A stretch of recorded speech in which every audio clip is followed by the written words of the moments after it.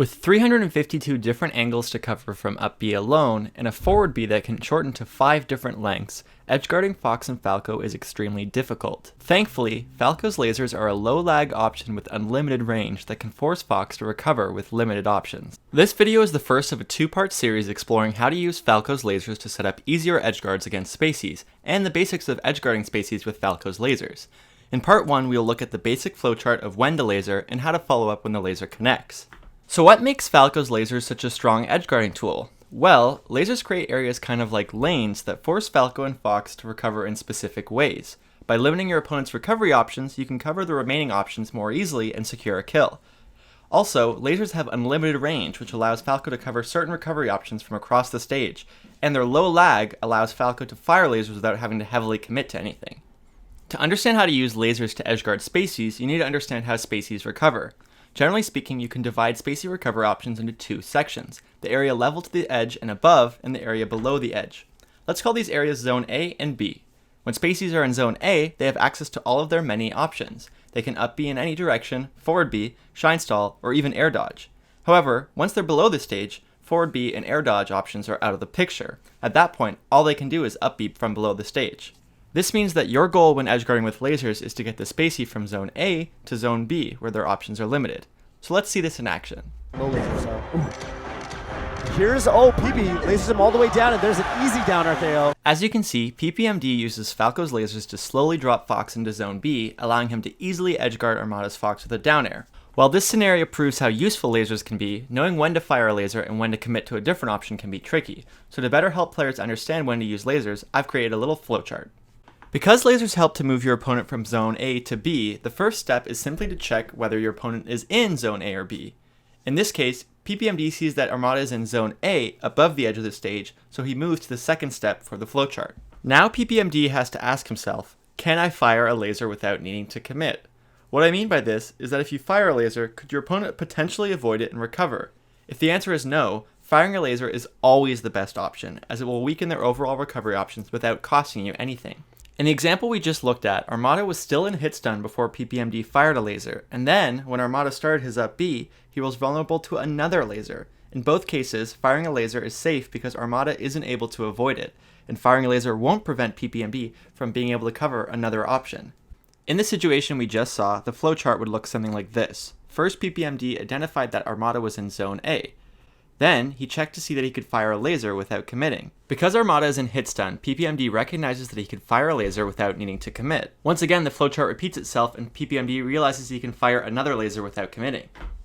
The flowchart now repeats itself a third time, and this time Armada is now in Zone B. From here, PPMD can choose between 3 common edgeguarding options that Falco has. First, he could grab the edge. Second, he could edgeguard on stage.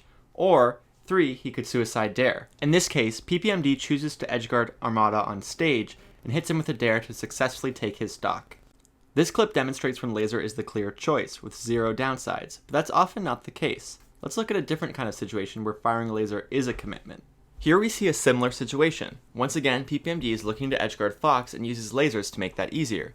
He goes through the same flowchart and realizes he can fire several lasers without needing to commit to make it harder for hacks to recover. While none of the lasers connect, the low lag of lasers make it so firing them has 0 downsides until this point. After PPMD realizes that his laser missed, he once again goes through the flowchart we discussed earlier, except this time he realizes if he attempts to laser Hax's up B to intercept his recovery towards the edge, he'd be unable to cover his other recovery options. While a well-timed laser would still be a great way to cover Hax's recovery option, grabbing the ledge is an even stronger choice if you read your opponent is going to go to the ledge. This clip demonstrates that while laser is rarely a bad option, it's not a one-size-fits-all option either. There are many situations where firing a laser can still be okay, but it's not necessarily the best choice in all situations. My advice to Falco players is to experiment with lasers to learn when firing a laser is a good idea and when it's not. For example, in this clip, Westballs would have greatly benefited from firing a laser in this situation and drops the edgeguard as a result. So by building up this experience, you'll be able to develop better situational awareness and ultimately improve your edgeguarding in the long run. So if the point of lasering is to bring Fox or Falco from Zone A into Zone B, some newer players might be wondering, how do you finish the edgeguard once they're in Zone B? As I mentioned before, when Falco and Fox are in Zone B, their only option is up B, so lasering is no longer necessary. To cover their recovery from here, there are 3 common options available to you. You could grab edge and use an aerial, stay on stage, or suicide dare. Let's look at option 1. Grabbing the edge is probably the most effective option if done correctly, as you can cover almost every available recovery option and it often won't give your opponent an opportunity to tech. When you grab ledge, it usually plays out in one of two ways. If your opponent is far enough away, you simply need to grab ledge and roll on to prevent them from recovering. However, if they're closer to this stage, after you grab edge, you need to knock Fox or Falco out of his up B by doing an aerial from this edge. The easiest and most common aerials to use are dare from the ledge or bear from the ledge. Generally speaking, if you can land a dare, it's better because it's a spike, but sometimes a bear is more appropriate if your opponent's up B is coming at you from the side, as opposed to below. After the aerial connects, if your opponent is still able to make it back, you just rinse and repeat the same process until they're finally dead. If you're not able to grab ledge, or simply choose not to, the second option available to you is to stay on stage. If Falco stays on stage, he can cover up B with a dare or a down smash. In both cases, however, you can tech these moves, so you need to be ready with a down smash or with another dare to cover it somehow.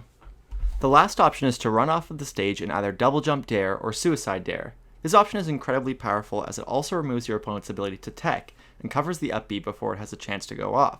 The downside, however, is in the case of a suicide dare, Falco also loses his own stock. This makes suicide dares the preferred option if it's your opponent's last stock, or if you're at high percent and are willing to make the trade, as it guarantees you will finish off your opponent. So while that covers most of Fox and Falco's options in Zone B, there are some special scenarios that are worth mentioning. One common scenario is where Spacies angle their up B to avoid your first aerial, usually a dare, and then try to fall back onto the edge. To cover this, you can aerial, then land back on stage and forward smash, like you can see in this clip. Forward smash hits super hard and has a long-lasting hitbox, so it's pretty easy to time and it's a very reliable way to cover this option. There are also a lot of scenarios that arise after an opponent techs your move. These vary a lot, so you need to use your best judgment as to how you want to follow up on the edgeguard when your opponent does this. Most of the time, the options I gave you will work again, but if they do a jump tech, they'll enter Zone A and it can get a bit harder because they can side B and do other stuff like that. I'll cover some ways to deal with this in the next video. I hope you enjoyed this episode of Micro Melee. In part 2, we'll look at the more nuanced options Fox and Falco have available to them in Zone A, but this video is a good way to start learning how to edgeguard them. Also, while this video focuses on Falco's laser, it's worth noting that many of the concepts apply to other characters as well.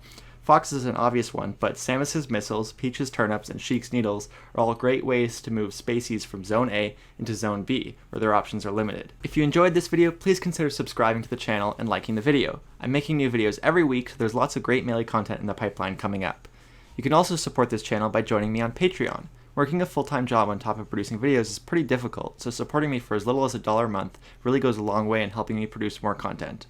That's why I'd like to give shoutouts to Joseph Escobar, John Drumm, Ben Snape, and Shadoninja, among many others for supporting my channel on Patreon. Thanks for watching, and I'll see you guys next time.